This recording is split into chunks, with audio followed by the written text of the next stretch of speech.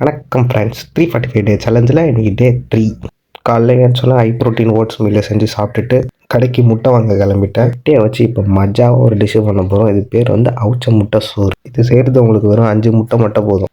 பேனில் துளியோண்டு எண்ணெய் விட்டுட்டு வெங்காயம், தக்காளி, சால்ட்டு போட்டு நல்லா மிக்ஸ் பண்ணிவிட்டு 1/4 ஸ்பூன் இஞ்சி பூண்டு பேஸ்ட்டு போட்டு வேகிறதுக்காக கொஞ்சோண்டு தண்ணி ஊற்றி மூடிட்டு ஒரு 2 மினிட்ஸுக்கு இதெல்லாம் குக்காக விட்டுட்டு நெக்ஸ்ட் மசாலாலாம் நம்ம ஆட் பண்ண போகிறோம். சில்லி தூள், 1/2 ஸ்பூன் கரம் மசாலா, 1/2 ஸ்பூன் தனியாத்தூள், மசாலாலாம் போட்டு ஒரு 2 மினிட்ஸ் நல்லா குக் பண்ணிவிட்டு பாயில் பண்ண 3 எக்ஸை இந்த மசாலாவோட மிக்ஸ் பண்ணிவிட்டு இது ஒரு கிரேவி மாதிரி கன்சிஸ்டன்ட் வந்துடும். அப்போ 200 கிராம் ரைஸ் இதில் ஆட் பண்ணி மிக்ஸ் பண்ணி கொரியாண்டர் லீஃப் போட்டு இறக்குனா அவிச்ச முட்டை சோறு ரெடி. பேலன்ஸ் இருக்க 2 முட்டையை ஆம்லேட் மாதிரி போட்டு சைடிஷாக வச்சு சாப்பிட வேண்டியதுதான்.